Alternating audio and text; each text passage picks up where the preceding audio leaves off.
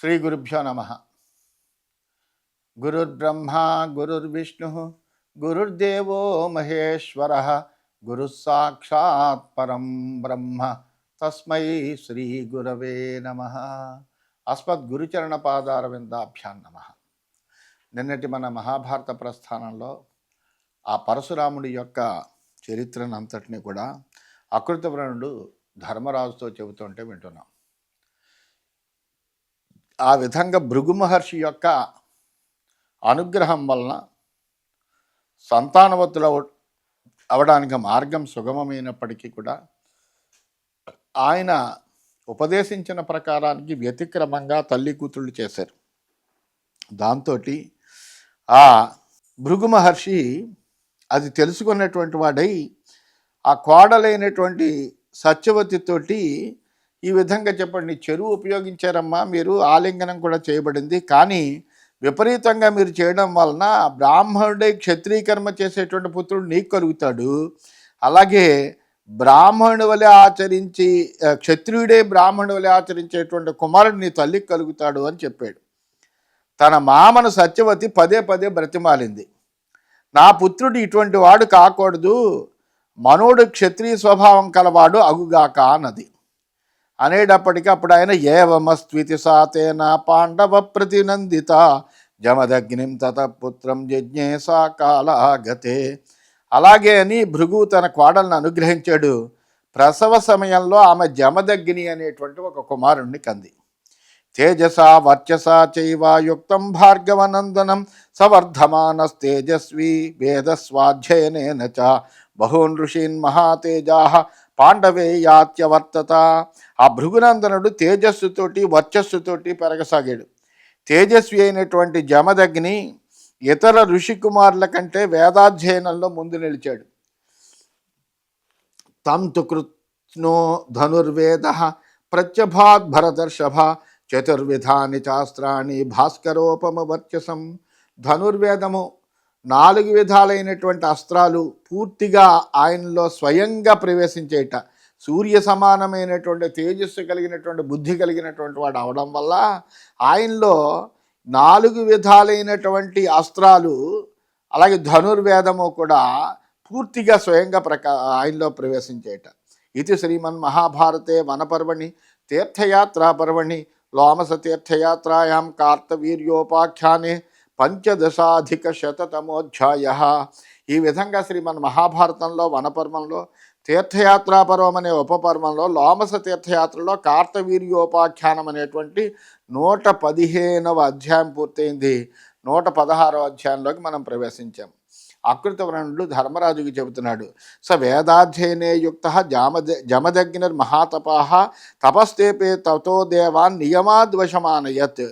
ఆ మహాతపస్వి అయినటువంటి జమదగ్ని వేదాధ్యయన శీలంతో తపస్సు ప్రారంభించి నియమాలతో దేవతలందరినీ కూడా వశపరుచుకున్నట్ట. స ప్రసేనజితం రాజన్ అధిగమ్యన రాధిపం రేణుకాంబరయామాస సచ తస్మై దదో నృపః. అతడు ప్రసేనజిత్తు అనేటువంటి రాజును కోరి అతని కుమార్తె అయినటువంటి రేణుకను వరించాడు. ఆ రాజు తన కుమార్తెను కూడా జమదగ్నికి ఇచ్చి సంతోషంగా వివాహం చేశాడు. రేణుకాంత్వధ సంప్రాప్య భార్యాం భార్గవనందన ఆశ్రమస్థస్తయా సార్ధం తపస్తేపే అనుకూలయా. ఆ జమదగ్ని రేణుకను భార్యగా పొంది ఆశ్రమంలో అనుకూలమైనటువంటి భార్యతో చక్కగా ఉంటూ గొప్ప తపస్సును ఆచరిస్తున్నాడు. తస్యాహ కుమారాః 4 యజ్ఞిరే రామ పంచమాః సర్వేషాం అనుజఘన్యస్తు రామ ఆసీజ్జఘన్యజః. ఆమె గర్భం నుండి ముందర 4 పుత్రులు పుట్టారు. 5వ వాడిగా పరశురాముడు పుట్టాడు. జన్మచేత చివరి వాడైనప్పటికీ గుణగణాల్లో మిగిలినటువంటి వాళ్ళకంటే అతడు గొప్పవాడు. ఫలాహారేషు సర్వేషు గతేష్వధసుతేషు వై రేణుకా స్నాతుమగమత్ కదాచిన్నియత వ్రత. ఒకరోజు పళ్ళ కోసం కుమారులందరూ బయటికి వెళ్ళగా నియమశీలైనటువంటి రేణుక నదికి స్నానానికి వెళ్ళింది. సాతు చిత్రరథం నామా మూర్తికావతకం నృపం దదర్శ రేణుకా రాజన్ ఆగచ్చంతి యదృచ్ఛయ. ఆమె స్నానం చేసి నదిలో తిరిగి వస్తూ మూర్తికావతపు రాజు అయినటువంటి చిత్రరథుడిని అనుకోకుండా చూచింది. క్రీడంతం సలిలే దృష్ట్వా సభార్యం పద్మమాలినం బుద్ధిమంతం తతస్తస్య స్పృహయామాస రేణుక.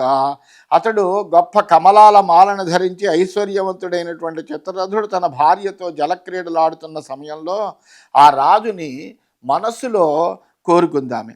వ్యభిచారాచ తస్మాత్ సా క్లిన్నాంభసి విచేతన ప్రవివేశాశ్రమం త్రస్త తాం వై భర్త అన్వభుజ్యత. అయితే మానసికమైనటువంటి వ్యభిచారం చేసిందామె ఆ వికారంలో కరిగినటువంటిదై ఆశ్రమానికి రేణుకి తిరిగి వచ్చింది. ఆశ్రమంలోకి ప్రవేశిస్తుండగానే భయపడుతున్నటువంటి ఆమెను యమదగ్ని గుర్తించాడు. సతాం దృష్ట్వా చ్యుతాం ధైర్యాత్ బ్రాహ్మ్య లక్ష్మ్యా వివర్జితాం ధిక్శబ్దేన మహాతేజా గర్హయామాస వీర్యవాన్. ధైర్యాన్ని కోల్పోయింది. బ్రహ్మ తేజస్సుని విడిచినటువంటి ఆమెను శక్తిశాలి అయినటువంటి జమదగ్ని ధిక్కారపూర్వకంగా నిందించాడు. వాళ్ళు ఆ మహర్షులు కాబట్టి త్రికాల వేదులు వాళ్ళు, జరిగింది వాళ్ళకి చెప్పకపోయినప్పటికీ తెలిసిపోతూ ఉంటుంది. తతో జ్యేష్ఠో జామదగ్న్య రుమణ్వాన్నామ నామత ఆజగామ సుషేణశ్చ వసుర్విశ్వా వసుస్తథ. అదే సమయంలో ఆ జమదగ్ని యొక్క జ్యేష్ఠపుత్రుడు రుమణ్వంతుడు వచ్చాడు. క్రమంగా సుషేణువు, వసు, విశ్వావసు ఆ నలుగురు పుత్రులు కూడా ఆశ్రమానికి వచ్చారు. తాన్ ఆనుపూర్వ్యాత్ భగవాన్ వధే మాతురచోదయత్ నచతే జాత సంస్నేహా కించిదూచుర్విచేతన. వాళ్ళని అదే వరసలో ఆ మహర్షి నీ తల్లి చాలా తప్పు చేసింది, అందువలన ఈ తల్లిని మీరు వధించండి అని ప్రేరేపించాడు. కానీ తల్లి మీద ఉండేటువంటి ప్రేమతోటి ఆ అభిమానంతో వాళ్ళు ఏమీ ఆ పని తండ్రి ఆదేశించినప్పటికీ ఆ పని చేయలేక అలా నిలబడ్డారు. తతశశాపతాన్ క్రోధాత్ తే శప్తాశ్చేతనాం జహు మృగపక్షి సధర్మాణ క్షిప్రమాసంజడోపమాహ. దాంతో జమదగ్నికి కోపం వచ్చింది. ఆ కుమారులందరినీ కూడా శపించేశాడు. వాళ్ళు ఆలోచించే శక్తి కోల్పోయి మృగాల వలె పక్షుల వలె జడులయ్యారు. తతో రామో అభ్యయాత్ పశ్చాత్ ఆశ్రమం పరవీరః తమువాచ మహాబాహు జమదగ్నిర్మహాతపాహ. ఆ తర్వాత జమదగ్ని వచ్చాడు, అదే పరశురాముడు వచ్చాడు ఆశ్రమంలోకి. వచ్చేటప్పటికి జమదగ్గినప్పుడు ఆ నలుగురు పుల్లలకి ఇంత క్రితం చెప్పినట్టుగానే పరశురాముడికి కూడా చెప్పాడు, తల్లిని చంపమన్నాడు. జహీమాం మాతరం పాప మాచ పుత్ర వ్యధాంకృతా తత ఆదాయ పరశుం రామో మాతు శిరోహరత్. నీ తల్లిని ఇప్పుడే చంపు, మనస్సులో దుఃఖాన్ని విడిచిపెట్టు అన్నాడు. వెంటనే పరశురాముడు గంటగొడ్డలను తీసుకుని తల్లి తలను నరికేశాడు.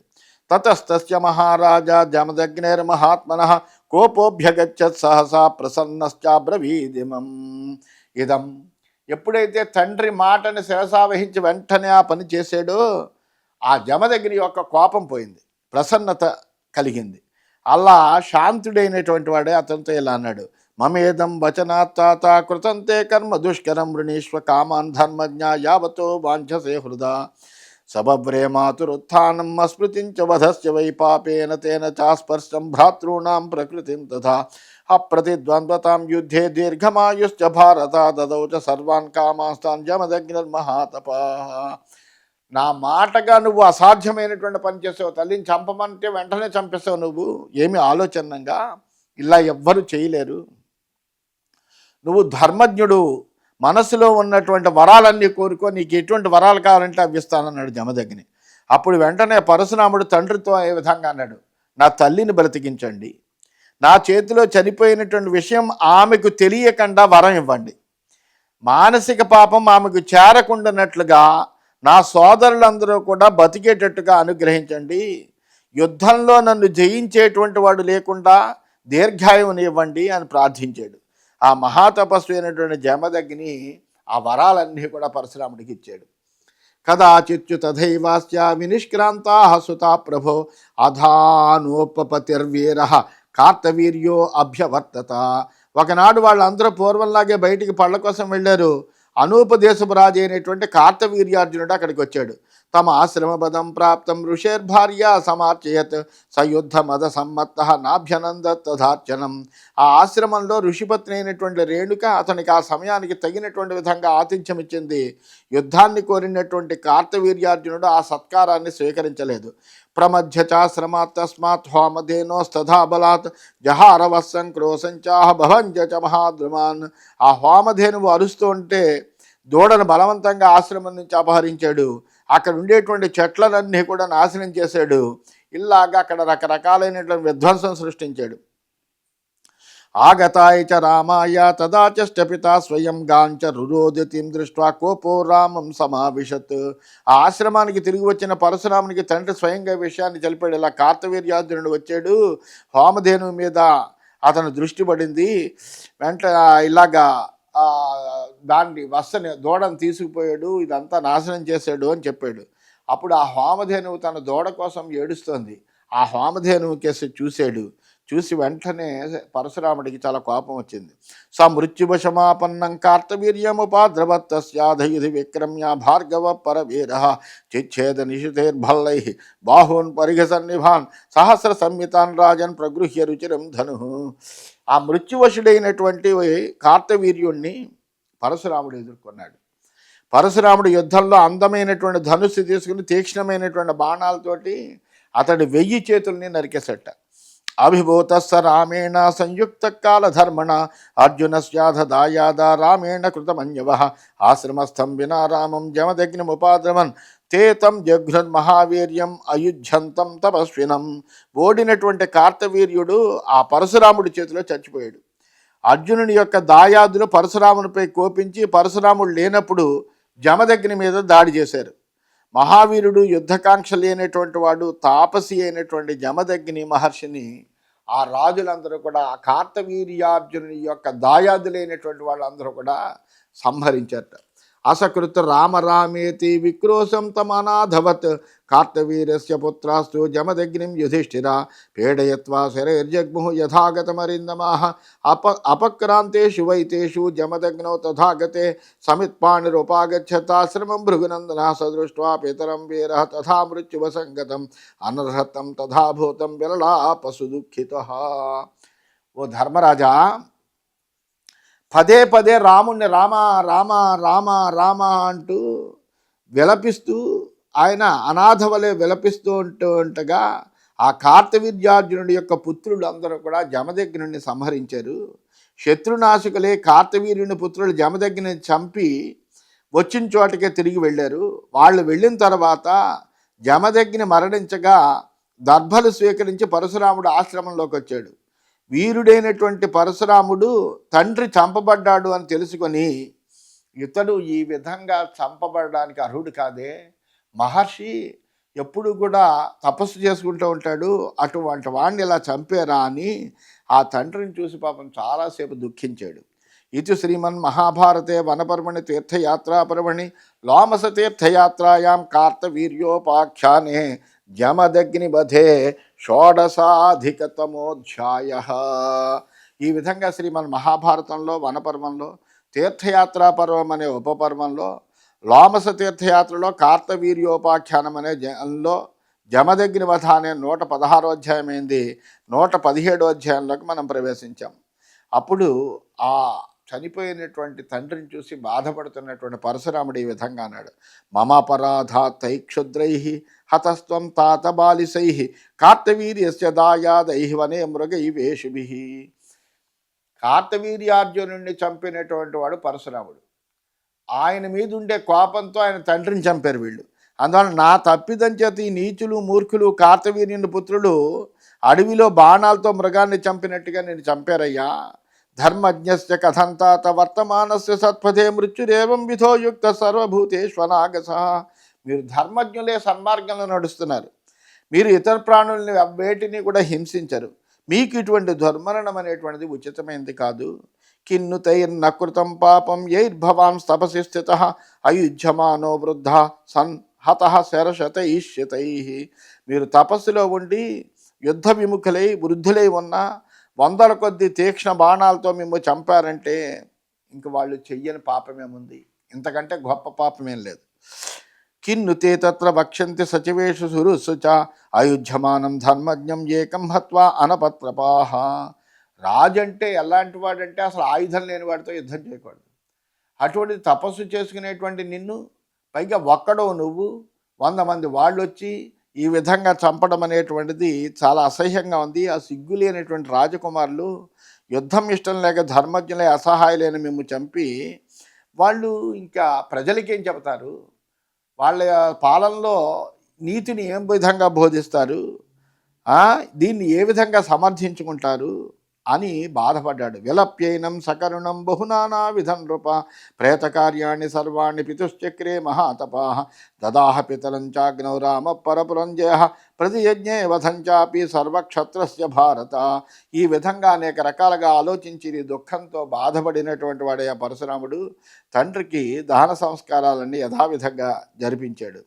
తండ్రికి ప్రేతకర్మలు చేసిన తర్వాత బలవంతుడు పరాక్రమవంతుడు అయినటువంటి అతడు సంపూర్ణంగా అసలు క్షత్రియుడు అనేటువంటి వాడు ఈ భూమి మీద ఉండడానికి వీల్లేదు అని ప్రతిజ్ఞ చేశాడు.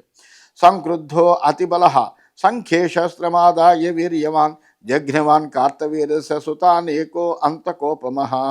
ఆ బలవంతుడు వీర్యవంతుడైనటువంటి పరశురాముడు కోపించి యముడితో సమానుడైనటువంటి వాడై ఆ కార్తవీరుడి యొక్క కుమారులందరినీ కూడా ముందర సంహరించాడు. తేషాంచ అనుగత ఏ చ క్షత్రియా క్షత్రియర్షభా తాంస సర్వాన్ అవామృద్గాత్ రామ ప్రహరతాం నరహ. వాళ్ళని అనుసరించినటువంటి క్షత్రియులందరినీ కూడా యోధాగ్రేసురుడైనటువంటి అతి అమితమైనటువంటి పరాక్రమం కలిగినటువంటి పరశురాముడు వాళ్ళందరినీ కూడా సంహరించాడు. త్రిసప్తకృత్వ పృథివీం కృత్వా నిక్షత్రియాం ప్రభు సమంత పంచకే పంచచకార రుధిర ప్రదాన్. ఈ విధంగా 21 పర్యాయాలు భూమి మీద క్షత్రియరహితం చేసి భూమిని క్షత్రియరహితం చేశాడు. 21 మార్లు క్షత్రియుడు ఎక్కడైనా ఉన్నాడు అంటే దండయాత్ర చేశాడు. చేసి మొత్తము భూమి మీద ఉండేటువంటి క్షత్రియులందరినీ కూడా నాశనం చేసి ఆ రక్తంతో సమంత పంచక క్షేత్రంలో 5 మడుగులు నింపాడు. సతేషు తర్పయామాస భృగున్ భృగుకులోద్వహ సాక్షాత్ దదర్శ చర్చీకం సచరామం న్యవారయత్. ఆ భృగువంశ దీపకుడైనటువంటి ఆ పరశురాముడు భృగువంశాన్ని రక్తంతో తర్పణం చేసి పవిత్రం చేశాడు. ఆ సమయంలో రుచీకుడు ప్రత్యక్షంగా చూసి అతన్ని నివారించాడు. తతో యజ్ఞేన మహతా జామదజ్ఞ ప్రతాపవాన్ తర్పయామాస దేవేంద్రన్ ఋత్విభ్య ప్రదదో మహీం. ఆ తర్వాత పరాక్రమవంతుడైనటువంటి పరశురాముడు గొప్ప యజ్ఞం చేశాడు. ఇంద్రుణ్ణి తృప్తిపరిచి ఈ భూమిని అంతా కూడా ఏంటంటే ఋత్విక్కులకి బ్రాహ్మణులందరికీ కూడా దక్షిణగా ఇచ్చేశాడు. వేదీంచాప్యదధైమీం కశ్యపాయ మహాత్మనే దశవ్యామాయతాం కృత్వా నవోత్సేధాం విశాంపతే. ఆ మహాత్ముడైనటువంటి కశ్యపుడికి భార్గవరాముడు 40 హస్తాల పొడుగు 40 హస్తాల వెడల్పు 36 హస్తాలు ఎత్తు కలిగినటువంటి ఈ బంగారు వేదికను దానం చేశాడయ్యా. తాం కశ్యపస్య అనుమతే బ్రాహ్మణా ఖండసస్తదా వ్యభజంస్తే తదా రాజన్ ప్రఖ్యాతా ఖాండవాయనా.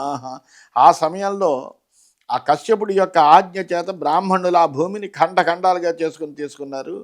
వాళ్లే తర్వాత ఖాండవాయనులు అని ప్రసిద్ధి పొందారయ్యా. సప్రదాయ మహీం తస్మై కశ్యపాయ మహాత్మనే అస్మిన్ మహేంద్రే శైలేంద్రే వసచ్చమిత విక్రమ. ఆ విధంగా భూమిని అంతా కశ్యపుడికి దానం చేసి సాటి లేనటువంటి పరాక్రమం కలిగినటువంటి పరశురాముడు ఈ మహేంద్ర పర్వతాన్ని ఆశ్రయించుకుని ఇక్కడ నివాసం చేస్తున్నాడు. ఏవం వైరమభూతస్య క్షత్రియైర్లోకవాసిభి పృథివీ చాపి విజిత రామేణ అమిత తేజస. ఈ ప్రకారంగా లోకంలో ఉండేటువంటి క్షత్రియులతో అతనికి వైరం ఏర్పడింది. అమిత తేజోవంతుడైనటువంటి పరశురాములచే భూమి అంతా కూడా జయింపబడింది. తతశ్చతుర్దశీం రామ సమయేన మహామనా దర్శయామాస తాన్ విప్రాన్ ధర్మరాజంచ సానుజం.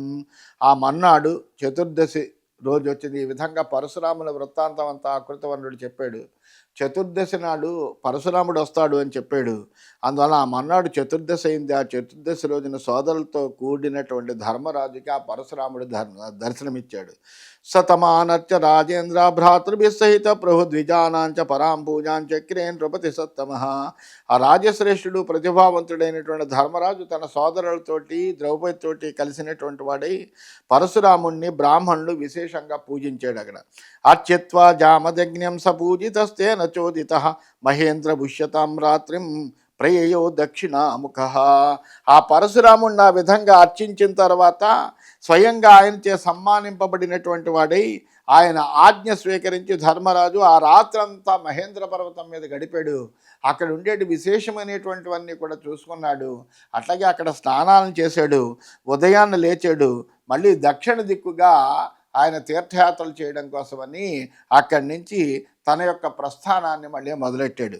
ఇది శ్రీమన్ మహాభారతే వనపర్వణి తీర్థయాత్రా పర్వణి లోమస తీర్థయాత్రాయాం కార్తవీర్యోపాఖ్యానే 17,000 ఈ విధంగా శ్రీమన్ మహాభారతంలో వనపర్వంలో తీర్థయాత్రా పర్వం అనే ఉపపర్వంలో లోమస తీర్థయాత్రలో కార్తవీర్యోపాఖ్యానం అనేటువంటి 117వ అధ్యాయము పూర్తయిందని తెలియజేస్తూ స్వస్తి.